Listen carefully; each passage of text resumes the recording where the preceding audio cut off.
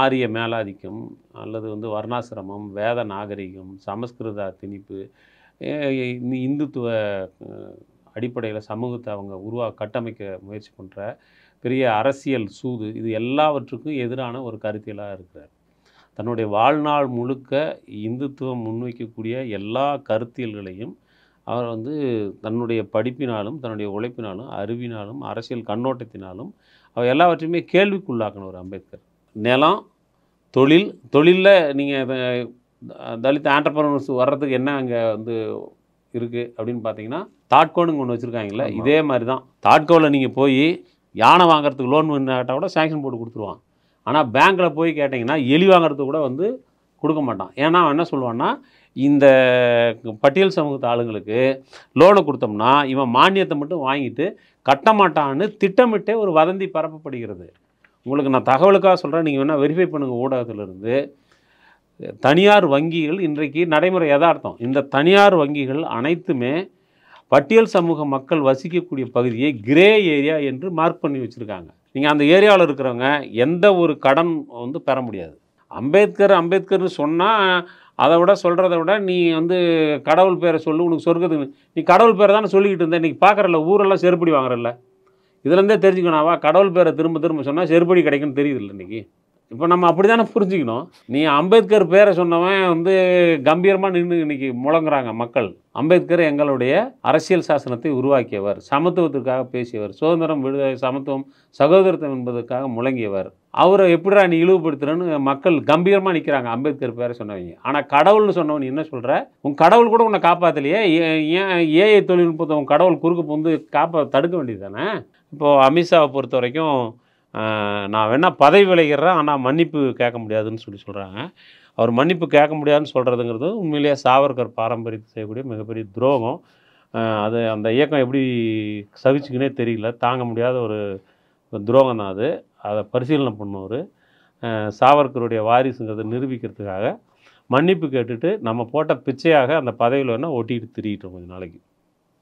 தீக்கதிர் வாசகர்களுக்கு வணக்கம். இன்று நாடு முழுவதும் பற்றி எறியக்கூடிய பிரச்சனையாக நாடாளுமன்றத்தில் உள்துறை அமைச்சர் அமித்ஷா பாபா சாஹேப் அம்பேத்கர் குறித்து பேசிய பேச்சுக்கு கடும் கண்டனங்களும் போராட்டங்களும் எழுந்து வருகிறது. அது குறித்து நம்மோடு விவாதிக்க தமிழ்நாடு முற்போக்கு எழுத்தாளர் கலைஞர் சங்கத்தின் மாநில பொதுச் செயலாளர் ஆதவன் திச்சனியா இன்று சிறப்பு விருந்தினராக வந்திருக்கிறார். வணக்கம். வணக்கம். நாடாளுமன்றத்தில் அமித்ஷா அம்பேத்கர்னு சொல்கிறதுக்கு பதிலாக கடவுள் பெயரை சொல்லியிருந்தாலும் புண்ணியம் கிடைக்கும்னு சொல்லியிருக்காரு. அப்போ அம்பேத்கர் பெயரை சொன்னால் பாவம் கிடைக்கும்னு சொல்ல வராரா? நரகம் கிடைக்குன்றாரு. உண்மையிலே அப்படி சொன்னால் நரகம் கிடைக்குமா? இல்லை, அது அவருக்கு நம்பிக்கை இருக்கிறதுனால சொல்கிறாரு. நம்மளை பொறுத்த வரைக்கும் அப்படி ஒன்றும் நினைக்க வேண்டியதில்லை. சொர்க்கம் நரகம்னு இன்னொன்று தேடி போக வேண்டிய அவசியம் இல்லாமல் கிடைத்திருக்கக்கூடிய இந்த வாழ்க்கையில் இந்த உலகத்தை சொர்க்கமாக நீங்கள் எதையெல்லாம் கற்பனை செய்திருக்கீர்களோ அதையெல்லாம் கொண்டு இந்த உலகத்தை சப்பனிடுங்கள் என்று தான் அம்பேத்கர் சொல்லியிருக்கிறாரு. மார்க்ஸும் அதான் சொல்லியிருக்கிறாரு. இந்த உலகத்தை நீங்கள் நினச்சா இந்த பொன்னுலகமாக மாற்ற முடியும்னு சொல்லியிருக்கிறாரு. ரெண்டு பேரும் ஒரே விஷயத்தான் சொல்லியிருக்கிறாங்க. இதெல்லாம் அமித்ஷாவுக்கு தெரிஞ்சிருக்கிறதுக்கு நியாயம் இல்லை.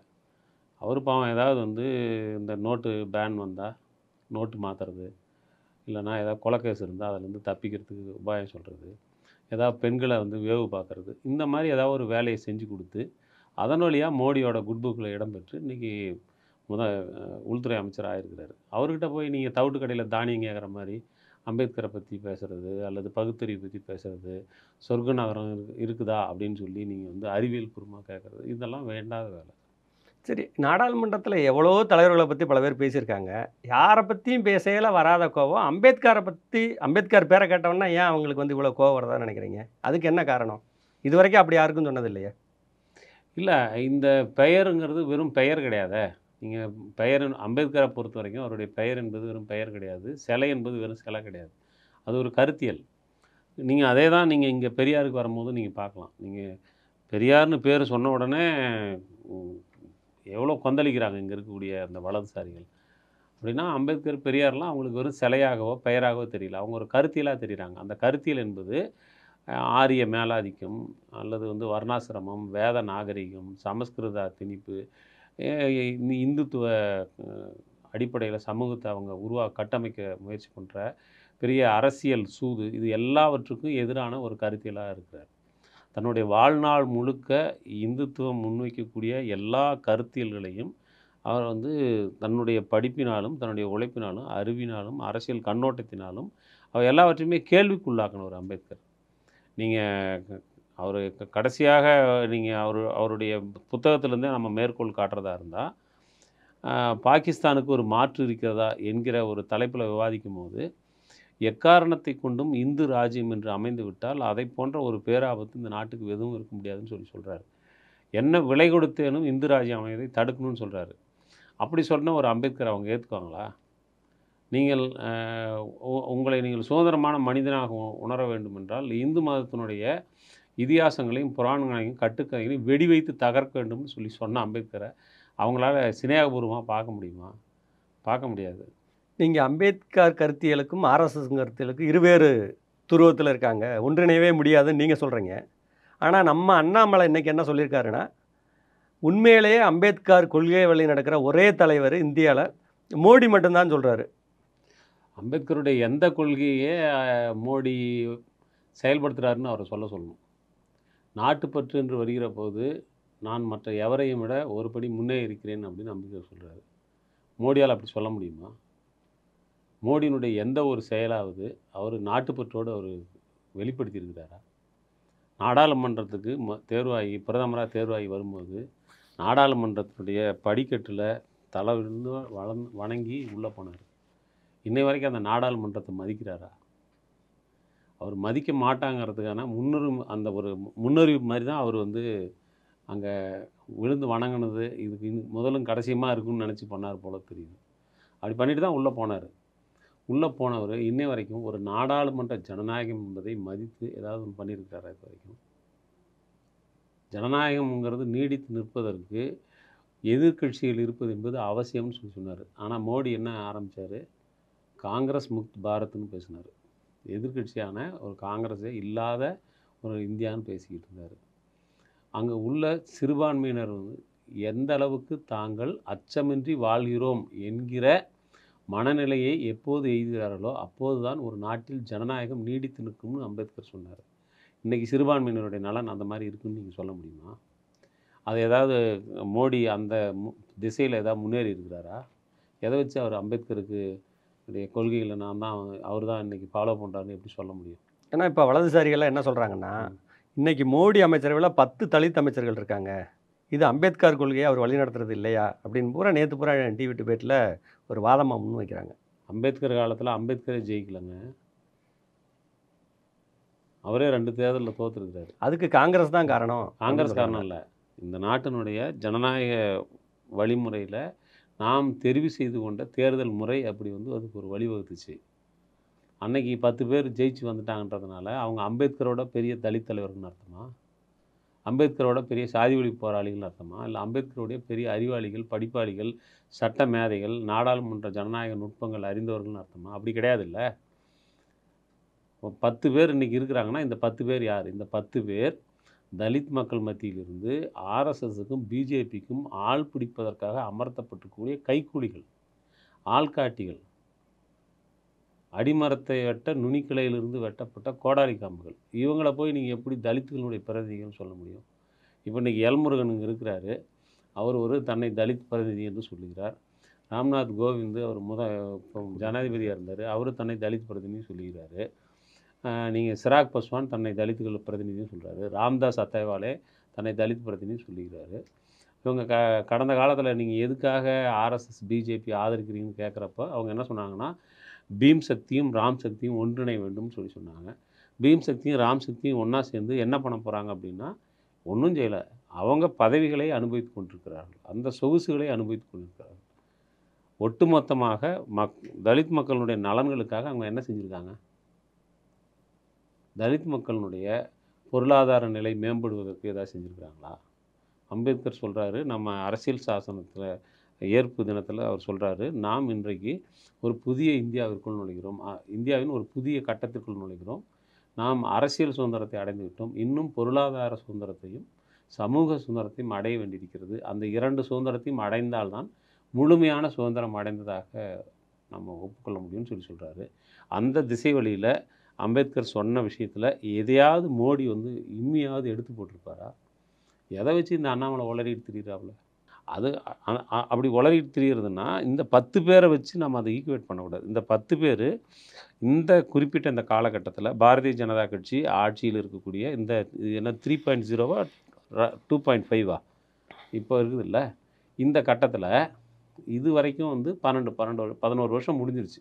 இந்த 11 வருஷத்தில் என்ன பிரச்சனைகளில் தலித் மக்களினுடைய ஆதாரமான கோரிக்கைகளில் எந்த விஷயங்களில் இந்த 10 அமைச்சர்கள் தலையிட்டிருக்காங்க?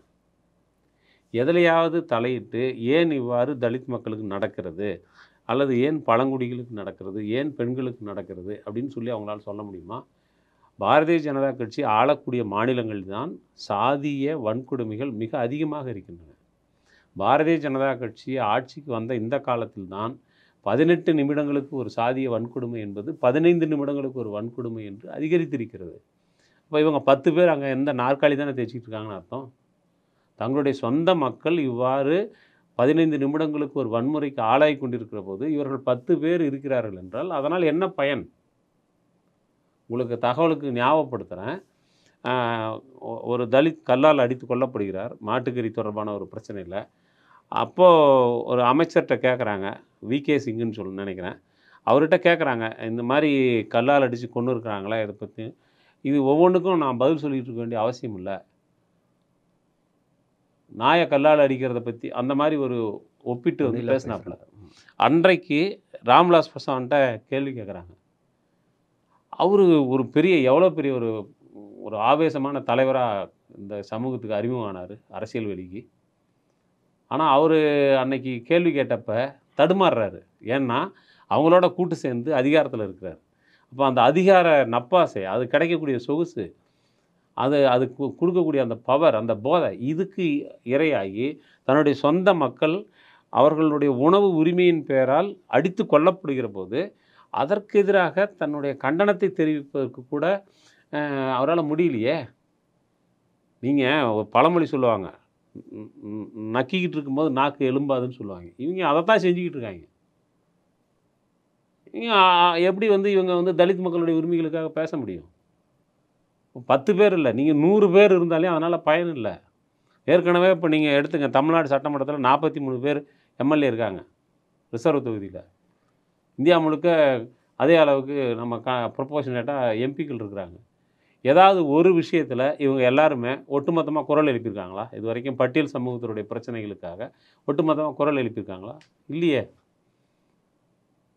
அப்போது யார் வந்து மீண்டும் மீண்டும் அந்த பிரச்சனைகளை முன்னெழுப்புறாங்கன்னா, யார் உண்மையில் இந்த வாக்கு அரசியல் அல்லது அதிகாரத்து பகிர்வு இது போன்ற விஷயங்களுக்குள்ளே போய் பெரிய அளவில் அதுக்கு கவனம் செலுத்தாமல் மக்களினுடைய வாழ்வாதாரம் சார்ந்து, மக்களினுடைய சுயமரியாதை சார்ந்து, மக்களினுடைய ஒரு நிம்மதியான வாழ்வு சார்ந்து இயக்கங்களை யார் நடத்தி கொண்டிருக்கிறாங்களோ அவங்க தான் திரும்ப திரும்ப இந்த பிரச்சனைகளை முன்னுக்கு எடுக்கிறாங்க. அது இடதுசாரி குழுக்களாக இருக்கலாம், கட்சிகளாக இருக்கலாம், அல்லது அம்பேத்கர் இயக்கங்கள் குழுக்களாக இருக்கலாம்.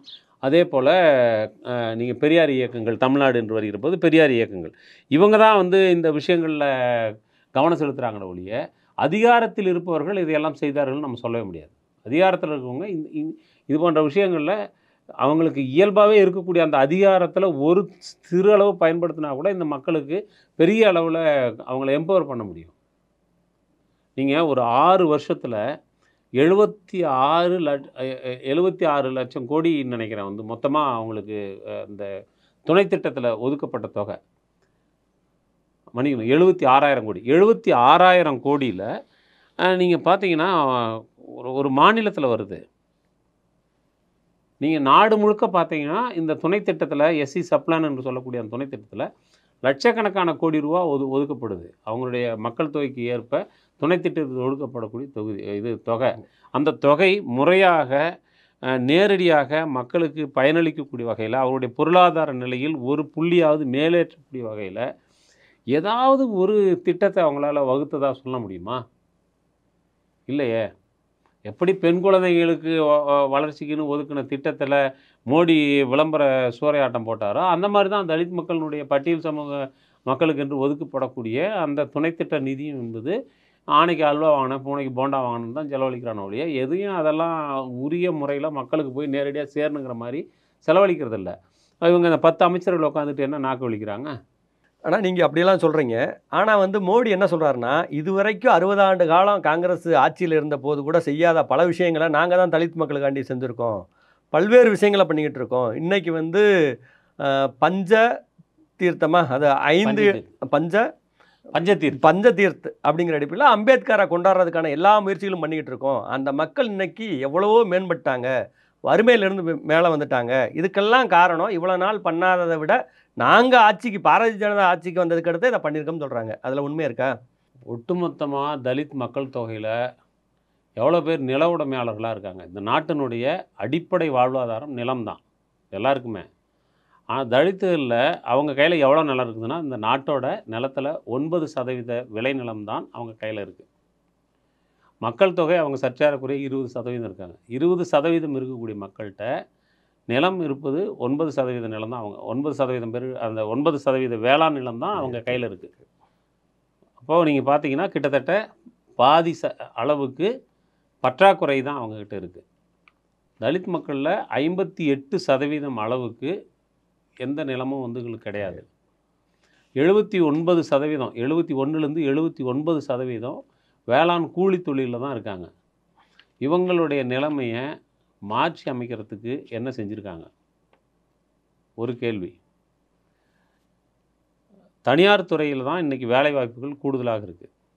அரசு துறையை பொறுத்த வரைக்கும் அரசு துறையில் 31 லட்சம் தான் ஒன்றிய அரசினுடைய எல்லா துறைகளிலும் இருக்கக்கூடிய வேலை இடங்கள். 31 லட்சம். ஒர்க்கிங் ஸ்ட்ரென்த் அதுதான் 31 லட்சம். பேராமிலிட்ரி இந்த சிஎஸ்ஐ இந்த மாதிரியெல்லாம் இருக்குது இல்லைங்களா, அதில் ஒரு 10 லட்சம் பேர் இருக்காங்க. பொதுத்துறை நிறுவனங்களில் ஒரு 8 லட்சம் பேர் இருக்காங்க. அப்போ 31 ஒரு 8 ஒரு மொத்தமாக ஒரு 50 லட்சம். இந்த 50 லட்சம் தான் ஒன்றிய அரசினுடைய கையில் இருக்கக்கூடிய வேலைவாய்ப்பு. இந்த வேலைவாய்ப்பில் தான் இடஒதுக்கீடு இருக்குது. இந்த 50 லட்சம் பணியிடங்கள் அதில் நீங்கள் இடஒதுக்கீடுன்னு வந்தால், இந்த இடஒதுக்கீடுங்கிறது இப்போ என்னவா மாறிக்கிட்டு இருக்குது அப்படின்னு பார்த்தீங்கன்னா, நிரந்தர வேலைவாய்ப்பு என்பது போய் அது எல்லாமே அத்துக்கூலி, கான்ட்ராக்டு, அன்னாடங்காட்சின்னு மாறிக்கிட்டு இருக்குது. இப்போ அங்கே என்ன இடஒதுக்கீடு கிடைக்க போகுதுங்கிறது ஒரு கேள்வி இருக்குது. தனியார் துறையில் இடஒதுக்கீடே கிடையாது. அது போக நீங்கள் அரசு துறைகள்லையும் இன்றைக்கி என்ன பண்ணுறாங்கன்னா, வேலை நிரந்தரமான வேலையாக இருக்கும். ஆனால் ஊழியர்கள் தற்காலிகமானவர்களாக மாற்றப்பட்டு கொண்டிருக்கிறார்கள்.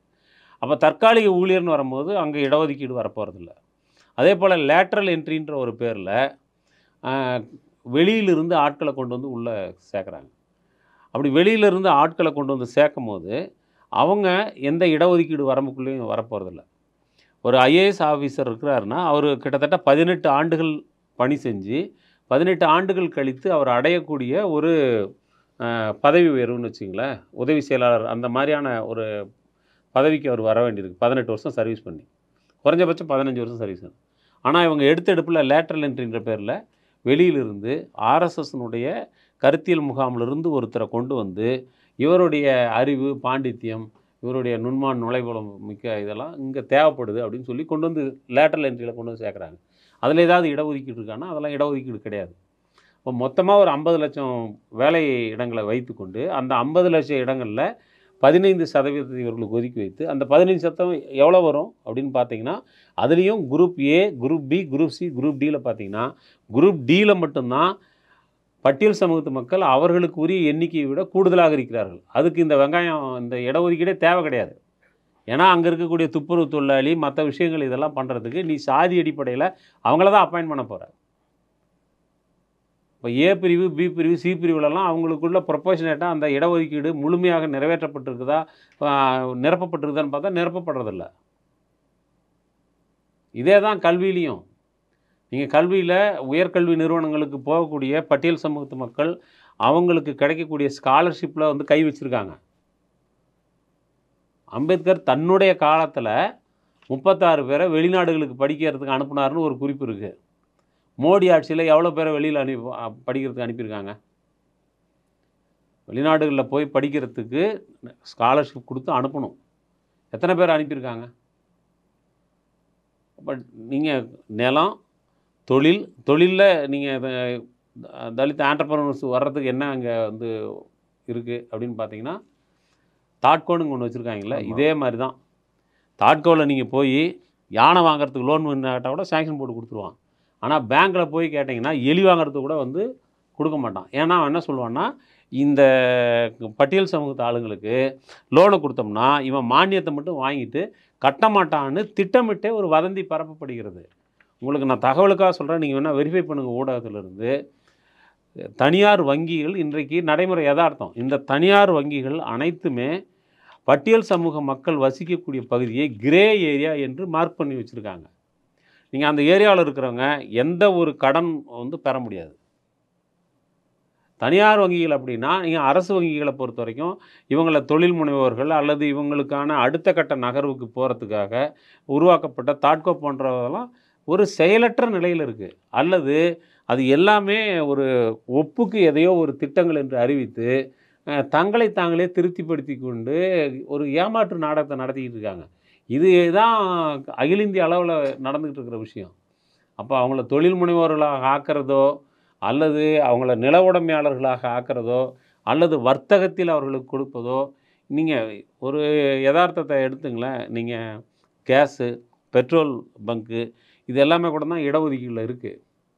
ஆனால் அதையெல்லாம் வாங்கி உண்மையில் அதையெல்லாம் நடத்தக்கூடிய தொழில் நடத்தக்கூடிய இடத்துல அவங்க இருக்கிறாங்களா அப்படின்னா கிடையாது. அது எல்லாமே பினாமிகள் பேரில் தான். 100க்கு 99 பெட்ரோல் பங்கு அல்லது கேஸ் ஏஜென்சிங்கிறது முழுக்க முழுக்க எல்லாமே என்ன சொல்கிறது, பினாமிகள் தான் எடுத்து நடத்துகிறாங்க. அப்போ இவங்கள ஒரு கண்காணிப்பு என்பது, சமூக கண்காணிப்பு என்பது, பொறுப்பு ஏற்றுக்கொள்வது என்பது நடக்கலை. நீங்கள் இது எதையுமே பண்ணாமல் நாங்கள் அம்பேத்கர் பாதையில் மோடி நடக்கிறாரு, அவர் தான் இனிமேல் வாழும் அம்பேத்கர்னு எவனாவது சொல்கிறதுக்கு வந்தான்னா, ஏற்கனவே இளையராஜா சொல்லியிருக்கிறார், மோடியின் முகத்தில் நாங்கள் அம்பேத்கரை பார்க்குறோம், மோடியின் வடிவில்னு சொல்லி அம்பேத்கரை ஏற்கனவே அவர் ஒரு முறை அவமதிச்சிருக்கிறாரு. அப்புறம் அதையெல்லாம் பார்த்து இளையராஜாவே அப்படி சொல்லும் போது இந்த அண்ணாமலையெல்லாம் டுபுக்கு இதெல்லாம் சொல்கிறதெல்லாம் நம்ம வந்து கேட்டு கடந்துட்டு போக வேண்டியதுதான். ஆனால் இப்போ அமித்ஷா உள்ளிட்டு நான் பேசுனதை வந்து ஏஐ மூலம் திருச்சி பண்ணிட்டாங்க, வேணும்னு அரசியலுக்காக பண்ணுறாங்க, எங்களை விட யார் அம்பேத்கரை ரொம்ப தலைவராக கொண்டாடுறது மதிக்கிறது, எங்களுக்கு எப்பயுமே அதில் மாறுபட்ட கருத்து கிடையாது, ஏஐ மூலம் திரிச்சிட்டாங்க அப்படின்னு சொல்கிறாங்க. லைவ் ப்ரோக்ராமை ஏஐ மூலம் திரிக்கிறதுக்கு சாத்தியம் இருக்கா? இல்லை, அவருக்கு என்னன்னா, இந்த தொழில்நுட்பங்கள் வளர வளர அந்த தொழில்நுட்பங்களை எல்லாம் பயன்படுத்தி பல்வேறு விதமான மோசடி வேலைகள், திரிப்பு வேலைகள்லாம் செய்கிறதுல நம்ம தான் எக்ஸ்பர்ட்டு. ஒருவேளை எதிர்க்கட்சி ஆளுங்களும் கொஞ்சம் எதாவது படிச்சிட்டாங்களோன்னு வேணால் அப்படி சொல்லி பார்க்கலான்றதுக்காக சொல்லியிருப்பார். மற்றபடி அவருக்கு நல்லா தெரியும்.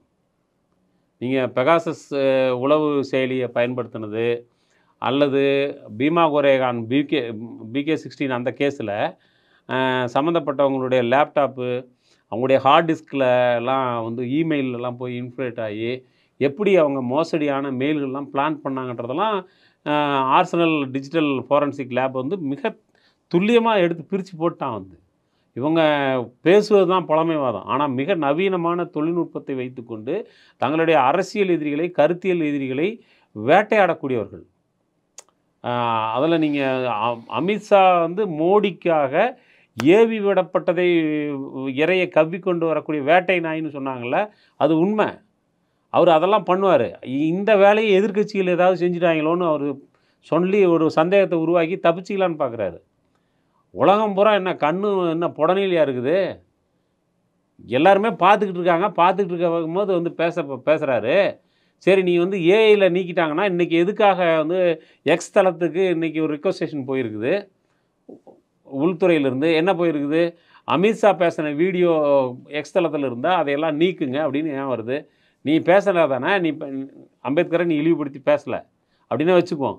அப்படின்னா அந்த வீடியோ அதில் இருக்கட்டுமே, அவைலபிளாக இருக்கட்டும், மக்கள் ஒப்பிட்டு பார்க்கட்டும். எக்ஸ் தளத்தில் போய் எப்படி ஏஐ வந்து மேனிப்புலேட் பண்ண முடியும்? அதெல்லாம் பண்ணுறதுக்கு சாத்தியம் கிடையாது. உங்ககிட்ட எவ்வளோ விஷயங்கள் இருக்குது, அறிவியல் தொழில்நுட்ப வளர்ச்சி இருக்குது. நீ இஸ்ரேல்காரங்கிட்ட உட்காந்து மண்டிட்டு கிடக்கிறதே அதுக்கு தானே. அவங்ககிட்ட எல்லாத்தையும் வாங்கி வச்சுக்கிட்டு வேவு பார்க்குறதுக்கு தானே நீ பண்ணிக்கிட்டு இருக்கிற. அப்போது உங்ககிட்ட இருக்கிற கருவிகளோட யாருக்கு இந்த நாட்டில் அதிகமாக இருக்க போகுது? ஏஐ தொழில்நுட்பம். இதெல்லாம் ரொம்ப தப்பிக்க பார்க்குறது. அம்பேத்கர்னு சொன்னால் அதை விட சொல்கிறத விட நீ வந்து கடவுள் பேரை சொல்லு, உனக்கு சொர்க்கத்துக்கு நீ கடவுள் பேரை தானே சொல்லிக்கிட்டு இருந்த, இன்றைக்கி பார்க்குறல்ல ஊரெல்லாம் செருப்படி வாங்குறல்ல. இதுலேருந்தே தெரிஞ்சுக்கணாவா கடவுள் பேரை திரும்ப திரும்ப சொன்னால் செருப்படி கிடைக்குன்னு தெரியுதுல்ல இன்றைக்கி. இப்போ நம்ம அப்படி தானே புரிஞ்சுக்கணும். நீ அம்பேத்கர் பேரை சொன்னவன் வந்து கம்பீரமாக நின்று இன்றைக்கி முழங்குறாங்க மக்கள். அம்பேத்கர் எங்களுடைய அரசியல் சாசனத்தை உருவாக்கியவர், சமத்துவத்திற்காக பேசியவர், சுதந்திரம், விடுதலை, சமத்துவம், சகோதரத்துவம் என்பதற்காக முழங்கியவர். அவரை எப்படிடா நீ இழிவுபடுத்துறன்னு மக்கள் கம்பீரமாக நிற்கிறாங்க அம்பேத்கர் பேரை சொன்னவங்க. ஆனால் கடவுள்னு சொன்னவன் என்ன சொல்கிற? உன் கடவுள் கூட உன்னை காப்பாற்றலையே, ஏன் ஏஐ தொழில்நுட்பத்தை உன் கடவுள் குறுக்க வந்து தடுக்க வேண்டியது தானே? இது வகையாக மாட்டிக்கிட்டதுனால இன்றைக்கி என்னென்னவோ இப்போ பேசுகிறாங்க. இன்றைக்கி நாடாளுமன்றத்தில் பெரிய ரகலை நடந்திருக்கு. நாடாளுமன்றத்தில் என்ன நடந்தது, நாடாளுமன்ற வளாகத்துக்குள்ள என்ன நடந்திருக்கு அப்படிங்கிறது கொஞ்சம் தெளிவாக சொல்லுங்கள். இல்லை, மக்கள் நாடாளுமன்ற வளாகத்துக்குள்ளே எதிர்க்கட்சி இந்தியா கூட்டணி எம்பிக்கள் அமித்ஷாவுக்கு கண்டித்து அவங்க அம்பேத்கர் படத்தை ஏந்தி கொண்டு ஊர்வலம் வராங்க. அதுக்கு பதிலாக காங்கிரஸ் ஆட்சி காலத்தில் அம்பேத்கரை அவமதித்து விட்டார்கள் அப்படின்னு. ஏன்டா உங்களுக்கு ஆஃப்ட் ஹவுஸில் ஃபுல் பேண்டாக போடுறதுக்கும் ஒரு 60-70 வருஷம் வந்து தேவைப்படுது. அந்த நேரு வந்து காந்தி இது அம்பேத்கர் அவமதித்துட்டாரு, அதுக்கு கண்டனம் தெரிவிக்கிறதுக்கும் உங்களுக்கு வந்து 100 வருஷம் தேவைப்படுது. எல்லாமே இவ்வளோ வந்து டியூப்லைட்டை நம்ம பார்த்துருக்குறோம். இது எதோடையுமே ஒப்பிட முடியாத இருக்குது. இது என்ன தெரியுமா உங்களுக்கு? ஒரு கேலிக்குரியவர்கள் மாதிரி அவங்க தோற்றத்தை உருவாக்கி கொண்டு ரொம்ப விஷமமான ஒரு வேலையை செய்கிறாங்க. என்ன விஷமனால? அமித்ஷா தான் அம்பேத்கரை அவமதித்து பேசுகிறாரு. அவமதித்து பேசின அமித்ஷாவை கண்டித்து பொறுப்பான எதிர்க்கட்சிகள் ஊர்வலம் நடத்தினா, ஆர்ப்பாட்டம் நடத்தினா, அதுக்கு எதிர்போராட்டம். நீ உன் ஆட்சியில் அம்பேத்கர் நான் இப்போ கேட்குறோம், நாங்கள் காங்கிரஸும் இல்லை, நாங்கள் பிஜேபியில் நாங்கள் இப்போ கேட்குறோம், 2 பேரும் வச்சு ஆடுறதுக்கு என்ன அம்பேத்கர் என்ன பகடக்காயா? ஆனால் ஒரு விஷயத்தை நாம் தெளிவுபடுத்தணும். இப்படி சொல்வது என்பது காங்கிரஸையும் பாரதிய ஜனதாவையும் 2 பேரையும் சமன்படுத்தி பார்க்கறது கிடையாது. காங்கிரஸுக்கும் அம்பேத்கருக்கும் நடந்த முரண் அல்லது விஷயங்கிறது, மோதல்ங்கிறது வந்து கருத்தினுடைய அடிப்படையிலானது. அந்த கருத்து எதன் அடிப்படையிலானதுன்னா, அரசியல் சாசனத்தினுடைய முகவுரையில் ஏற்றுக்கொண்ட விஷயங்களை, வழிகாட்டு நெறிமுறையில் ஒப்புக்கொள்ளப்பட்ட விஷயங்களை செயல்படுத்துவதில் இன்னும் முனைப்பாக இருக்க வேண்டும் என்கிற எதிர்பார்ப்பு, அதற்கு உருவாக்கியவன் என்ற முறையில் கூடுதல் பொறுப்புணர்வோடு அம்பேத்கர் அதை தொடர்ந்து கண்காணிக்கணும்னு விரும்புகிறார். ஆனால் ஒரு அரசை நடத்தி செல்லக்கூடிய தலைமை பொறுப்பில் இருந்த நேரு போன்றவர்களுக்கு இதற்கு மட்டுமே எவ்வளோ தூரம் முன்னுரிமை கொடுப்பது என்பதோ அல்லது மற்றவர்களையும் அனுசரித்து போகணுங்கிற, ஏன்னா அன்னைக்கு தனியாக இவங்களுக்கு ஒரு கட்சி நீங்கள் பார்த்தீங்கன்னா இவங்க எல்லாமே காங்கிரஸுக்குள்ளே ஊடுருவி இருக்கிறாங்க. இவங்க எல்லாமே ஊடுருவி இருக்காங்க. இப்போ ஒரு ஒரு பேலன்ஸ் பண்ணி அதெல்லாம் கொண்டு போகிறதுக்கான ஒரு இடத்துல அவங்க இருக்கிறாங்க. அம்பேத்கர் அவர் முன்வைத்த அந்த விஷயத்தில் சமரசமற்ற நிலைப்பாட்டில் நிற்கிறார். அப்போ இந்த மாதிரியான பிரச்சனைகள் தான் அவங்களுக்குள்ளே நடந்த வாக்குவாதங்கள். ஆனால் பாரதிய ஜனதா கட்சிக்கும் அம்பேத்கருக்கும் இன்றைக்கி நடந்து கொண்டிருப்பது என்பது அது அல்ல. பாரதிய ஜனதா கட்சி அல்லது ஆர்எஸ்எஸ்க்கும் அம்பேத்கருக்கும் நடந்து கொண்டிருக்கின்ற இந்த விவாதம் என்பது, இந்த மோதல் என்பது மிக மிக அடிப்படையான சமூக கட்டமைப்பு சார்ந்தது. இந்த சமூக கட்டமைப்பை என்றென்றைக்குமாக மனுஸ்மிருதி, வர்ணாசிரம கோட்பாடுகளுடைய அடிப்படையில் நிலைநிறுத்தி கொள்வதா அல்லது மீள கட்டமைப்பதா, சற்று ஏற்பட்டக்கூடிய முன்னேற்றங்களை கூட பின்னுக்கு தள்ளி மீண்டும் பழைய பிடிக்குள் கொண்டு வருவதா என்பதை பற்றி அவர்களுக்கு ஒரு பெரிய கன்சர்ன் இருக்குது. அந்த கன்சர்னை பூரா உடச்சி காலி பண்ணுற ஒரு விஷயமாக அம்பேத்கருடைய கருத்தியல் இருக்குது. இது 2க்கும் இடையில் நடக்கக்கூடிய போராட்டத்தில் நிச்சயமாக அது மார்க்சிஸ்ட்டுகளாகட்டும் அல்லது வந்து காங்கிரஸ் ஆகட்டும் அல்லது வேறு எந்த சோஷியல் டெமோக்ராட்டும் எல்லாருமே யார் கூட நிற்க முடியும்னா அம்பேத்கரை தான் தூக்கி பிடிச்சி நிறுத்த முடியும். அந்த பக்கம் போகிறதுக்கு எந்த நியாயமும் கிடையாது. அப்போது இன்றைக்கி பாராளுமன்ற வளாகத்துக்குள்ளே நடந்திருக்கிற மோதல் என்பது அம்பேத்கரினுடைய படத்தை அவர்கள் உயர்த்தி பிடித்திருந்தாலும் அவர்கள் அம்பேத்கருடைய கருத்தை உயர்த்தி பிடிக்கிறார்கள். அம்பேத்கரை படமாக கூட வந்து பார்ப்பதற்கு சகித்து கொள்ள முடியாதவர்கள், அம்பேத்கரை சிலையாக கூட பார்த்துக்கொள்ள சகிக்க முடியாதவர்கள், அவர் சிலையாக இருந்தாலும் படமாக இருந்தாலும் ஒரு கருத்தாகவே அவர்களுக்கு அச்சமூட்டக்கூடிய காரணத்தினால் தெருவில் இருக்கிற ஒரு பொறுக்கி சிலையை உடைக்கிறான், படத்துக்கு செருப்பு மேலே போடுறான். ஆனால் அமித்ஷா வந்து அமைச்சராகிட்டார். அதனால் பாராளுமன்றத்துக்குள் நின்றுக்கிட்டு அதே மொழியை வெளிப்படுத்துகிறார். நீங்கள் அப்படியே அவர் அந்த பேச்சை மட்டும் கேட்டுக்கிட்டு அமித்ஷாவுடைய ஒரு உருவத்தை கையில் அப்படி கற்பனை பண்ணி பார்த்தீங்கன்னா கண்ணை மூடி இங்கே தெருவில் வந்து அம்பேத்கர் மாலைக்கு செருப்பு மாலை போடுறவனுடைய உருவம் உங்களுக்கு கிடைக்கலாம். அல்லது அம்பேத்கருடைய முகத்தில் கரிய பூசுறவனுடைய உருவம் கிடைக்கலாம். அல்லது அம்பேத்கருக்கு காவி பெயிண்ட் அடிச்சவனுடைய உருவம் கிடைக்கலாம். நீங்கள் அதை அமித்ஷாவை அப்படியே இங்கேயும் அங்கேயுமா ரீப்ளேஸ் பண்ணி பார்த்தீங்கன்னா அவர் நாடாளுமன்றத்துக்கு உள்ளே இருக்கிறத விட தெருவில் இருக்கிறதா ரொம்ப பொருத்தமான இடமா இருக்கும். அதனால தான் இன்றைக்கி பல்வேறு கட்சிகள் கேட்டிருக்காங்க, அமித்ஷா இனிமேலும் அமைச்சராக இருப்பதற்கு அருகதையற்றவர்னு சொல்லி அவர் ரிசைன் பண்ணணும்னு சொல்லியிருக்காங்க. எனக்கு அடிப்படையான கேள்வி என்னென்னா, இனிமேலும் அருகதையாக இல்லைன்னா அப்போ இவ்வளோ நாள் அருகதையோட அவர் அமைச்சராக இருந்தார்ன்ற கேள்வி வருது. ஜனங்க ஓட்டு போட்டிருக்காங்க, தேர்ந்தெடுத்திருக்காங்க, வந்திருக்காரு, என்ன அருகதை இல்லைன்னு சொல்ல முடியும் நீங்கள்? இப்போ அருகதை இல்லைன்னா என்ன அர்த்தம்? வந்து அவர் எப்பயுமே அருகதை இல்லைங்க. அவர் வந்து கடந்த காலத்திலேயே அவர் வந்து என்ன வேலை பார்த்து என்ன அரசியல் நாட்டுக்கு சுதந்திரத்துக்கு போராடினாரா, அல்லது குஜராத்தில் போய் உப்பு காய்ச்சி நாட்டுக்காக வந்து வெள்ளைக்காரனை எது உப்பு காய்ச்சி போனாரா? ஒன்றும் கிடையாதே. என்ன பண்ணார் அவருடைய ட்ராக் ரெக்கார்டு என்ன வருது? அவர் ஒரு உள்துறை அமைச்சராக அங்கே குஜராத் மாநிலத்தில் இருக்கும்போது எதுக்காக ரிசைன் பண்ணார்? சரி, நீங்கள் இப்போ அவர் மேலே இருந்த கேஸில் தானேங்க நீதிபதி லோயா இறந்தார். என்கவுண்டர் கேஸு, பாண்டியா எல்லாம் எல்லாம் இருக்காங்கல்ல. நீதிமன்றமே சொல்லிடுச்சு. நீதிமன்றம் என்ன நீதிமன்றம்? இன்னைக்கு சந்திரசூட் வந்து பில்கிஸ் பானு கேஸில் ரொம்ப நச்சரிக்காதீங்கன்னு நேற்று எரிச்சல் அடைஞ்சு பேசியிருக்கிறாரு. அதெல்லாம் ஒரு நீதிபதியினுடைய மொழியா? நீதிபதிகள் தீர்ப்பு எழுதுவதற்கு பதிலாக கவர்னர் போஸ்ட்டுக்கு விண்ணப்பம் எழுதுகிறாங்க, என்ட்ரன்ஸ் எழுதுகிறாங்கள சொல்லிக்கிட்டு இருக்காங்க. திரும்ப திரும்ப நீதிமன்றத்துக்கு போங்கங்கிறது நம்மளை கொண்டு போய் அங்கே ட்ராப்பில் சிக்க வைக்கிறது. ஏன்னா ஃபேசிசத்தினுடைய முக்கியமான விஷயம் ஒரு டோட்டாலிட்டேரியன் கவர்மெண்ட்டாக மாற்றுறது. டோட்டாலிட்டேரியன் கவர்மெண்ட்னா என்ன? அரசினுடைய எல்லா நிறுவனங்களையும் தன்னுடைய ஆட்களால் நிரப்புவது. அப்போ தன்னுடைய ஆட்களால் நிரப்பிக்கொள்வதுன்னு சொன்னால் நீதித்துறையிலும் அது நடந்திருக்கிறது. அவர்கள் தங்களுக்கு தேவையான தீர்ப்புகளை வாங்குகிறார்கள். இது நம்ம சொல்லலை, நீதிபதிகளே வெளியில் வந்து பெஞ்ச் ஃபிக்ஸிங்னு பேசுனாங்கல்ல. தங்களுக்கு தேவையான தீர்ப்புகளை பெற்றுக்கொள்வதற்காக பெஞ்ச் ஃபிக்ஸிங் நடக்குது. இன்னார் வரும்போது தான் இந்த கேஸ் வந்து விசாரணைக்கு வருது. நீங்கள் ஒரு நீதிபதி விஹெச்பியோடைய இதில் போய் பேசுகிறாப்புல, அவருக்கு என்ன தண்டனை? கவனமாக இருங்க அப்படின்னு சொல்லியிருக்கிறாங்க. கொலிஜியம் கூட்டு விசாரிச்சிருக்கிறாங்க. கவனமாக இருங்க, பொது இடத்துல கவனமாக பேசுங்க. நான் கேட்குறேன், விஹெச்பியினுடைய கூட்டம் என்பது பொது இடமா? நாட்டினுடைய பல கலவரங்களை நடத்தி கொண்டிருப்பவர்கள், ஆயுத மோதல்களை நடத்தி கொண்டிருப்பவர்கள், இவங்களை போய் பொது இடம்னு சொல்லி எப்படி சொல்ல முடியும் ஒரு நீதிமன்றம், கொலிஜியம்? இப்போ நீதிமன்றமே சொல்லிடுச்சு அப்படின்னா நீதிமன்றமே என்ன வந்து அங்கே நம்ம கட்டடமாக சொன்னிச்சு, இல்லை கதவு ஜன்னல் சொன்னிச்சா? அவன் மனுஷன்தான் உட்காந்து சொல்லிக்கிட்டு இருக்கான். அப்போ மனிதர்கள் அரசியல் வயப்பட்டவர்களாக இருக்கார்கள், அல்லது ஆதாயங்களுக்காக சட்டத்தின் ஆட்சிக்கு பதிலாக அவர்கள் வேறு விஷயங்களை பதிலீடு செய்கிறார்கள். அப்போ அவங்கக்கிட்ட போய் நீங்கள் நீதிமன்றமே சொல்லிடுச்சு அப்படின்னு நம்ம அப்பாவி மாதிரி கேட்க வேண்டிய அவசியம் கிடையாது. சரி, நிறைவாக நம்ம கேட்குறது என்னென்னா, இப்போ இந்த பிரச்சனைகளாக வெளியில் வந்து இருக்கிறது இன்னொரு தகவல் இப்போ புதுசாக வருது. அம்பேத்கர் தொகுப்பு நூல்களுக்கான நிதியை இந்த மோடி கவர்மெண்ட் வந்ததுலேருந்து கட் பண்ணிட்டாங்கன்னு சொல்கிறாங்க. ஆமாம், அது உண்மையாக? அது சம்மந்தமாக சொன்னீங்க அப்படின்னா கொஞ்சம் உதவியாக இருக்கும். இல்லை, தொகுப்பு நூல்களை பொறுத்த வரைக்கும் ஏற்கனவே மகாராஷ்டிரா அரசாங்கம் வந்து அவங்க கொண்டு வந்தாங்க, சமூக நலத்துறை கொண்டு வந்தாங்க. அது தமிழில் 37 வால்யூம் வந்தது. அதுக்கு பிறகு அது ரீபிரிண்ட் வரல.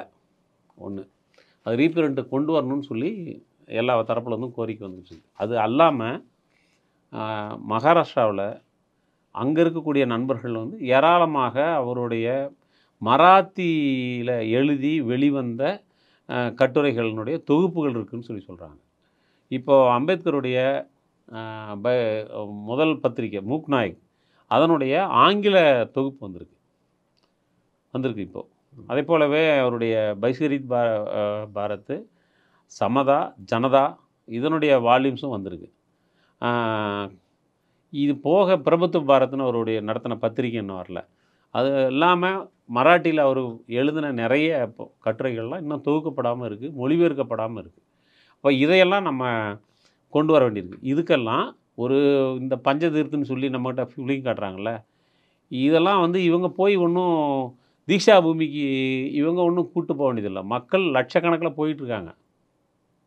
நீங்கள் இந்த மாதம் வந்து இந்த வருடமும் அதே மாதிரி தான் போனாங்க. தீக்ஷா பூமிக்கு வந்து லட்சக்கணக்கில் போனாங்க. அதே போல் நீங்கள் டிசம்பர் 6 நீங்கள் போய் பார்த்தீங்கன்னா தெரியும். ஏப்ரல் 14, நான் ஒரு ஏப்ரல் 14க்கு அங்கே போயிருக்கேன். மக்கள் வந்து எங்கேருந்து வராங்கன்னு தெரியல. அப்படி அலையலையாக வந்துக்கிட்டு இருக்காங்க. ஒரு ராத்திரியும் பகலுமா வந்துக்கிட்டே இருக்காங்க. மும்பை நகரம் முழுக்கவே ஒரு திருவிழா கோலம் மாரி இருக்குது. அந்த மாதிரியாக நடந்துகிட்டு இருக்கு. இதெல்லாம் பிஜேபி வந்து சொல்லி எல்லாம் பண்ணல. இதெல்லாம் முன்னாடியே பண்ணிக்கிட்டு இருக்காங்க. அப்ப நீ என்ன பண்ண வேண்டியிருக்குன்னா, அறிவார்த்தமான அம்பேத்கருடைய பகுதியை வெளியில கொண்டு வரணும். கருத்தியல் தளத்தில அவருடைய பங்களிப்பு வந்து மக்கள் உணரணும். அவர் அவர் முன்வைத்த கோட்பாடுகளை மக்கள் உள்வாங்கிக் கொள்ளணும்னா, நீங்க அவருடைய புத்தகங்கள கொண்டு வந்து கிடைக்க செய்யணும். எல்லா மொழிகளிலும் கிடைக்க செய்யணும். ஆனால் அப்படி ஒரு வேலையை நிச்சயமாக பாரதிய ஜனதா கட்சி செய்யாது. செய்யாது. அப்ப பாராளுமன்றத்தில அது ஒரு முக்கியமான பிரச்சனையாக கொண்டு வரப்பட வேண்டும். அது கொண்டு வந்தா தான் சரியா இருக்கும். ஆனா, பாராளுமன்றத்தினுடைய இந்த தொடர் அநேகமாக இந்த பிரச்சனையிலேயே அதிகமாக வந்து கவனம் செலுத்த வேண்டியிருக்கும்னு நெனைக்கிறேன். இப்போ அமித்ஷாவ பொறுத்தவரைக்கும், நான் வேணா பதவி விலகிறேன், ஆனா மன்னிப்பு கேட்க முடியாதுன்னு சொல்றாங்க. அவர் மன்னிப்பு கேட்க முடியாதுன்னு சொல்றதுங்கிறது உண்மையிலேயே சாவர்கர் பாரம்பரியத்தை செய்யக்கூடிய மிகப்பெரிய துரோகம். அது அந்த இயக்கம் எப்படி சகிச்சுக்குன்னே தெரியல. தாங்க முடியாத ஒரு துரோகம் தான் அது.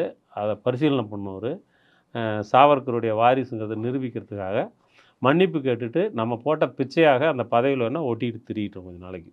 அதாவது என்னன்னா, இப்ப எல்லாமே சோசியல் மீடியால என்ன பேசுறாங்க அப்படின்னா, இந்த பிரச்சனை பெருசாகி அமித்ஷாக்கு எதிரா இடதுசாரிகள் உள்ளிட்டு இந்தியா கூட்டணி முன்னெடுக்கையில, அம்பேத்கருக்கும் மத்தவங்களுக்கு இருந்த முரண்பாடா முன்னிலை கொண்டு வராங்க. குறிப்பா ஒண்ணு என்ன சொல்றாங்கன்னா, ஆர்எஸ்எஸும் அம்பேத்கரும் கம்யூனிஸ்ட்டுகள ஒரே மாரியா பார்த்தாங்க. 2 பேரும் சேர்ந்து கம்யூனிஸ்ட்டுகள எதிர்த்தாங்க அப்படின்னு ஒரு புரோபகண்டா கொண்டு போறாங்க. இதுல உண்மை இருக்கா? இல்ல நீங்க அம்பேத்கருக்கும் கம்யூனிஸ்ட்டுகளுக்குமான உறவு என்னங்கிறத பத்தி நீங்க தெரிஞ்சுக்கணும்னா, 2 முக்கியமான புத்தகங்கள நம்ம தமிழ்ல விவாதத்துக்கு உட்படுத்தணும் பொதுவா. ஒண்ணு வந்து ஆனல்ட் டென்ட்லமுடைய ஒரு விரிவான முன்னுரை 74 பக்க முன்னுரையோட லெஃப்ட் வேர்டு வெளியிட்டிருக்கக்கூடிய இந்தியா அண்ட் கம்யூனிசம் அத நம்ம படிக்கணும். அதில அம்பேத்கருக்கும் கம்யூனிஸ்ட்டுகளுக்கும் இருந்த உறவு எப்பல்லாம் சிக்கலாச்சு, எப்பல்லாம் இணக்கமா இருந்துச்சுங்கிறத பத்தி அதில ஒரு நல்ல குறிப்புகள் இருக்கு. என்னன்னா 2 பேருடைய செயல் களவுமே மும்பையில இருக்கக்கூடிய டெக்ஸ்டைல் ஒர்க்கர்ஸ், அப்புறம் அடித்தட்டு மக்கள். இவங்க தான் 2 பேருக்குமான வோட் பேங்க்கும் அதுதான், இயங்குதளமும் அதுதான். அப்ப இது மற்ற நேரங்கள்ல 2 பேரும் சேர்ந்து செயல்பட்டதுக்கான உதாரணங்கள் இருக்கு. தொழிற்சங்க போராட்டங்கள் உட்பட. ஆனால் தேர்தல் என்று வருகிறபோது 2 பேரையும் ஒருவரையே பகிர்ந்து கொள்ள வேண்டிய சூழல் வரும்போது, இதில் யார் அதிகமாக அவர்களை எடுத்துக்கொள்வது அப்படிங்கிறதுல முரண் வந்து கொஞ்சம் தீவிரம் அடைஞ்சிருக்குன்னு சொல்லி அவர் ஒரு குறிப்பு வைக்கிறாரு. அதே நேரத்தில் 2 பேரும் தேர்தல் உட்பட சேர்ந்து பங்கெடுத்ததும் சொல்கிறாங்க. கூடுதலாக ஒரு தோல்விக்கு பிறகு உடனடியாகவே நடந்த ஒரு நகராட்சி தேர்தலில் 2 பேரும் சேர்ந்து நின்றுருக்காங்க. அப்புறம் நிறைய மும்பையில் இருக்கக்கூடிய அந்த டெக்ஸ்டைல் ஒர்க்கர்ஸுடைய போராட்டங்கள், இந்த நிலம் சார்ந்த ஒரு போராட்டம், இதிலெல்லாம் சேர்ந்து தான் நின்றுருக்காங்க. இன்னும் சொல்லப்போனால் ஒரு நிலமீட்சிக்கான போராட்டத்துக்கு கால் கொடுக்குறப்ப, கால் கொடுத்தது வந்து பார்த்திங்கன்னா கெய்க்வாட் தலைமையில் அம்பேத்கர் தான் கால் கொடுக்குறாரு. ஆனால் அதில் வந்து நிறைய கம்யூனிஸ்டுகள் போய் கலந்துக்கிறதாக குறிப்பு இருக்குது. இன்னொரு முக்கியமான புத்தகம் ஆர்பி மோரே எழுதின இந்த தலித் கம்யூனிஸ்டுடைய சுயசரிதை. அந்த புத்தகம் அதுவும் லெஃப்ட் வேர்டு தான் வெளியிட்டிருக்காங்க. அது அநேகமாக தமிழில் வருதுன்னு சொன்னாங்க, என்னன்னு விசாரிக்கணும். அந்த புத்தகத்தில் அம்பேத்கர் எப்படி கம்யூனிஸ்டுகளை பார்த்தாருங்கிறத பற்றின ரொம்ப விரிவான பதிவுகள் இருக்குது. ஆர்பி மோரேவே அம்பேத்கரோட சேர்ந்து மகத் சத்தியாகிரகத்துக்கு அவர் தான் அம்பேத்கரை கூட்டு போகிறாரு. நீங்கள் மகத் போராட்டத்தை பற்றி நம்ம பேசணுன்னா, மகத் போராட்டம் பிரெஞ்சு புரட்சிக்கு இணையானதுன்னு சொல்லி ஒரு இடத்துல அம்பேத்கர் சொல்கிறாரு. அப்படி சொன்ன அந்த வார்த்தை மிகைப்படுத்தப்பட்டதா உண்மையான கூட்டுறாங்கிறத ஆனந்த் டெல்டும்டே மிகப்பெரிய ஆய்வை நடத்தியிருக்கிறார். ஆய்வு நடத்தி அவர் சொல்கிறாரு, உண்மையிலேயே அம்பேத்கர் மிகைப்படுத்தி சொல்லவில்லை, இது பிரெஞ்சு புரட்சிக்கு இணையானது தான் சொல்கிறார். அந்த அளவுக்கு இந்த தண்ணீர் எடுக்கும் உரிமை, அது இன்றைக்கெல்லாம் பக்கத்தில் பாட்டிலை வச்சுக்கிட்டு உட்காந்துருக்குறோம். எனக்கு தெரிஞ்சு இந்தியாவில் முத விலைக்கு தண்ணி வாங்கி குடிச்சது அநேகமாக அம்பேத்கராக தான் இருக்கும். மகத் சத்தியாகிரகத்துக்கு போனப்போ அவங்க அங்கே எல்லா வகையிலையும் தடுக்கப்பட்டப்ப, குடிநீர் உட்பட எல்லாமே தடுக்கப்பட்டப்ப விலைக்கு தண்ணி வாங்கி தன்னுடைய மக்களுக்கு கொடுத்துருக்கிறாரு. அந்த மாதிரி தான் அது நடந்திருக்கு. அந்த போராட்டத்தில் கலந்து கொள்வதற்கு கிராமங்களை விட்டு வெளியேறிய சத்தியாகிரகிகள் மனைவியை அழைத்து வந்து ஊர் முச்சந்தில் நிறுத்தி அவங்களுடைய குங்குமத்தை அழிச்சிட்டு, உயிரோடு இருந்தால் நாம் திரும்பி வந்து சேர்ந்து வாழ்வோம் அப்படின்னு சொல்லி குங்குமத்தை அழிச்சிட்டு போயிருக்கிறான். அப்படின்னா உயிருக்கு உத்தரவாதம் இல்லாத ஒரு இடத்துல தான் தண்ணீர் எடுக்கக்கூடிய உரிமையை வந்து அந்த மக்கள் அடைஞ்சிருக்காங்க. அட்ரேகர்னு ஒருத்தர், அவர் தான் அதான் பேர் எனக்கு நினைவில் இருக்குது. அவர் ஈமச்சடங்குக்கு ஒருவேளை தான் கொல்லப்பட்டால் தன்னை அடக்கம் செய்வதற்கான ஈமச்சடங்குக்குரிய பொருட்களை ஒரு துணியில் முடிஞ்சு தோல் மேலே வச்சுக்கிட்டே திரிஞ்சிருக்கிறார். ஏன்னா தண்ணீர் எடுக்கும் உரிமைக்கான அந்த போராட்டத்தில் தான் கொல்லப்படுவோம்னு அவர் நினச்சிருக்கிறார். அப்படி கொல்லப்படுறதை பற்றி எந்த ஒரு மனக்கிளேசமும் இல்லாமல் ஈமச்சடங்குக்குரிய பொருளையும் தானே துணியில் முடிஞ்சு வச்சுக்கிட்டு திரிஞ்சிருக்கார்.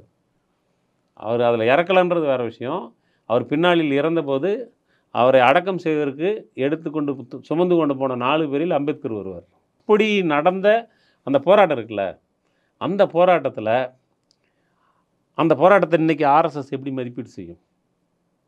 அந்த போராட்டத்துக்கு ஒருவேளை அதை பற்றி பேசுவதாக இருந்தால் அமித்ஷாவும் அதெல்லாம் பேச தெரியுமான்னு தெரியல. நம்ம ஏன் போய்ப்போம் அவங்களுக்கு இதெல்லாம் வந்து எக்ஸ்ட்ரா கிரெடிட் வேறு கொடுக்கணும். இல்லை, அதை பற்றிலாம் அவங்க பேசுகிறத என்ன அவங்களுக்கு பேச தெரியும்னு சொல்கிறேன். அவங்களுடைய நிலைப்பாடு என்ன? அதாங்க அவங்களுடைய நிலைப்பாடு என்ன? அவங்க எதை எதிர்த்து போராடினாங்க? ஒரு குளத்துல போய் தண்ணி எடுக்கிறதுக்கு போய் தான் இவ்வளோ பிரச்சனை. போய் மக்களை கூட்டு போய் தண்ணி எடுத்து நீர் அருந்துறாரு. நீர் அருந்திய பிறகு அம்பேத்கரும் அவரோடு சேர்ந்து பட்டியல் சமூக மக்களும் அதை தொட்டார்கள் என்பதற்காக அந்த தண்ணீர் தீட்டுப்பட்டு விட்டது என்று அந்த தண்ணியில் 108 குடம் பால், 108 குடம் நெய், கோமியம், சாணி எல்லாத்தையும் போட்டு கரைச்சி ஊற்றுனாங்க. இவ்வளோ பொல்யூட்டான தண்ணி நான் குடிக்கலறேன், நீங்களே குடிச்சிக்கிட்டு வந்துட்டாங்க இவங்க. இல்லையா? இதுதானே இவங்க வலுசு. இந்த மாதிரி வந்து நீங்கள் வரலாற்று ரீதியாக நடந்த இந்த போராட்டங்களில் கம்யூனிஸ்ட்டுகள் ஒருபடித்தான் இல்லை, அது உண்மைதான். அன்றைக்கு இருந்த சாதிய பின்புலம், அது சார்ந்த அகநிலை, இதை ஒட்டி அம்பேத்கரனுடைய இயக்கத்தை மதிப்பீடு செய்கிறதுல அவங்ககிட்ட ஊசலாட்டம் இருந்துச்சு சிலர்கிட்ட. ஆனால் அதே நேரத்தில் அம்பேத்கர் முன்வைத்த இரட்டை வாக்குரிமை, தனி தொகுதி, அப்புறம் தனி தலித் கிராமங்களை உருவாக்குவது, குடியிருப்புகளை உருவாக்குவது, தொழில் மையங்களை என்றெல்லாம் அம்பேத்கர் முன்வைத்த கோரிக்கைகள் இருக்குல்ல, அந்த ஜனநாயக கோரிக்கைகளை எனக்கு தெரிஞ்சு அன்னைக்கு கம்யூனிஸ்ட் கட்சி சார்பாக தோழர் பிடி ரணதிவே 6 கோடி தீண்டப்படாதார் என்று அவர் அப்போவே ஒரு கட்டுரை எழுதி அது உடனடியாகவே தமிழில் மொழிபெயர்க்கப்பட்டு கட்சியினுடைய மாநில குழுவால் அங்கே வெளியிடப்பட்டிருக்கு. புது விஷயம் நாங்கள் ரீப்ரொடியூஸ் பண்ணாத. ஸோ நீங்கள் கம்யூனிஸ்ட்டுகள் வந்து அம்பேத்கர் என்ன சொல்கிறது, கம்யூனிஸ்ட் அவர் வெறுக்கலை, மார்க்சியத்தை அவர் வெறுக்கலை. அவருக்கு நேரடியாக அவருடைய பார்வையில் பட்ட அன்றைக்கு இருந்த கம்யூனிஸ்ட் கட்சியினுடைய ஆரம்ப காலத்து இருந்த சிலரிடம் இருந்த அந்த பழமைவாத கருத்துக்கள், அவங்க அரசியல் ரீதியாக புரட்சிகரமானவர்களாக இருந்தார்கள், பண்பாட்டு ரீதியாக பின்தங்கியவர்களாக இருந்தார்கள். அந்த பண்பாட்டு தளத்தில் பின்தங்கியவர்களாக இருப்பதை பார்க்கிற போது எந்த பண்பாட்டினால் தான் ஒடுக்கப்பட்டிருக்கிறோமோ அதே பண்பாட்டை மேற்கொண்டிருக்கிறவர்கள் ஒரு பக்கம் உலக அளவே மார்க்சியத்தை பற்றி பேசுவது, இன்னொரு பக்கம் இப்படி சாதி ரீதியாக வந்து பண்பாட்டு தளத்தில் குறுகி இருக்கிறாங்களே அப்படின்னு வரும்போது அந்த கடுப்பில் ஒரு விமர்சனத்தை முன்வைக்கிறாரு. அந்த விமர்சனத்தை கூட கேட்காத அளவுக்கு தொட்டாசினிங்க கம்யூனிஸ்ட்டுகள். அதெல்லாம் கேட்டுக்கிட்டு தப்பாக இருந்தால் ஆமாங்க தப்பு தான் பண்ணிட்டோன்னு சரி பண்ணிட்டு போக வேண்டியதானே. அதானே கம்யூனிஸ்டினுடைய அடிப்படை குணம். அதெல்லாம் சரி பண்ணி தான் கம்யூனிஸ்டில் வந்திருக்காங்க. ஆர்பி மோரே ரொம்ப விரிவாக எழுதியிருக்கிறார் கம்யூனிஸ்ட்டுகளுக்கும் அம்பேத்கருக்கும் நடந்த உரையாடல். அந்த புத்தகத்தில் ஒரு இடத்துல சொல்கிறாரு, டெக்ஸ்டைல் ஒர்க்கர்ஸாக இருந்த தலித் தொழிலாளர்கள் அவங்க கம்யூனிஸ்ட் கட்சி உறுப்பினர்களாகவும் இருக்கிறாங்க. அவங்க தான் பழைய ரெக்கார்ட்ஸ் எல்லாம் தேடி பிடிச்சி அண்ணல் அம்பேத்கருடைய பிறந்தநாள் ஏப்ரல் 14 இருக்கும் என்று முதலாக அண்ணல் அம்பேத்கருடைய பிறந்தநாள் ஏப்ரல் 14 என்று அறிவித்து கொண்டாடியவர்கள் கம்யூனிஸ்ட் கட்சி கிளையை சேர்ந்தவர்கள். கூடுதலாக ஒரு தகவல் சொல்கிறாங்க, அந்த கூட்டத்திற்கு அந்த கிளை மட்டுமே நடத்தின அந்த விழாவுக்கு அம்பேத்கரும் கலந்து கொண்டாருன்னு குறிப்பு இருக்குது. ஆர்பி முறை அதை சொல்லியிருக்கிறார் அந்த புத்தகத்தில். இதை சொன்னதுனாலேயே 2 பேரும் ஒன்றா அப்படியே கட்டி பிடிச்சிருந்தாங்கலாம் சொல்லலை. கடுமையான கருத்து மாறுபாடுகள் இருந்திருக்கு, விவாதங்கள் நடந்திருக்குது. அந்த விவாதங்கள்லாம் எதன் அடிப்படையில்னா, கம்யூனிஸ்டுகள் அடிப்படை கட்டுமானம், மேல் கட்டுமானம்ன்ற ஒரு கருத்தை வச்சாங்க. சாதியெல்லாம் மேல் கட்டுமானத்தில் இருக்கிறது. அடிக்கட்டுமானத்தை மாற்றி அமைத்தால் மேல் கட்டுமானம் தானாக மாறிவிடும்னு சொல்லிட்டு இருந்தாங்க. அம்பேத்கர் என்ன சொன்னார்னா, நீ மேல் கட்டுமானத்தை சரி செய்ய வேண்டுமானால் அடிக்கட்டுமானமும் சரி செய்யணுன்றதில் உன் கருத்தில் நான் மாறுபடலை. ஆனால் மேல் கட்டுமானத்தை இடிக்காமல், தகர்க்காமல் அடிக்கட்டுமானத்தை மட்டும் போய் சரி பண்ண முடியாதுப்பா அப்படின்னு சொன்னார். இது ஒரு அறிவார்த்தமான விவாதம். நீ சூப்பர் ஸ்ட்ரக்சர் அப்படியே வச்சுக்கிட்டு பேசிக் ஸ்ட்ரக்சரை மட்டும் எப்படி மாற்ற முடியும்? ஃபஸ்ட் ஃப்ளோரை அப்படியே வச்சுக்கிட்டு கிரவுண்ட் ஃப்ளோரை இடிச்சிங்கன்னா தலை மேலே விழுந்துரும்னு சொன்னார். இது ஒரு விவாதம். இந்த விவாதம் இன்றைக்கி நம்ம நடத்தணும். இந்த விவாதம் நடத்துறதுக்கான ஜனநாயக தன்மை, மனப்பாங்கு இது கம்யூனிஸ்டுகளுக்கும் இருந்துச்சு, அம்பேத்கருக்கும் இருந்துச்சு. இப்போ வரைக்கும் நம்ம அதை மெயின்டைன் பண்ணணும். அந்த விவாதத்தை நடத்தி தலித்துகள் உழைக்கும் வர்க்கத்தின் பிரிக்க முடியாத அடிப்படை பகுதியினர் என்கிற புரிதல் கம்யூனிஸ்டுகளுக்கு இருக்குது. அதை நம்ம உறுதிப்படுத்தணும். இது எக்காரணத்தை கொண்டும் ஆர்எஸ்எஸ் அம்பேத்கரை பார்க்குறது மாதிரியோ ஆர்எஸ்எஸ் தலித்துகளை பார்க்குற மாதிரியோ கிடையாதுங்கிறத நம்ம திட்ட தெளிவாக சொல்லணும். கம்யூனிஸ்ட் கட்சியை பள்ளங்கட்சி பறையங்கட்சின்னு சொன்னான், சக்கிலியங்கட்சின்னு சொன்னான்னா, அப்பா கரெக்டாக சொல்லிட்டீங்க, இப்போ தான் நாங்கள் ஒழுங்காக வேலை செய்கிறோம் அப்படின்னு நினைக்கிற மனப்பான்மை வேணும். நம்ம அந்த சுதந்திரத்தையும் அந்த ஜனநாயகத்தன்மையும் அந்த சுயவிமர்சனத்தன்மையும் வச்சுக்கிட்டு தான் நம்ம வேலை செய்கிறோம். இதையெல்லாம் போய் நம்ம ஆர்எஸ்எஸ்ஸையும் கம்யூனிஸ்டையும் சமன்படுத்தி ஒருத்தன் பார்க்குறான்னா அந்த பார்வை குதர்க்கமானது. அதுக்கெல்லாம் நம்ம பதில் சொல்லணும்னு அவசியம் இல்லைன்னு நினைக்கிறேன். நன்றி. பல்வேறு கோணங்களில் நிறைய விஷயங்களை எளிமையாக புரிகிற மாதிரியாக சொன்னதுக்கு மீண்டும் நன்றி.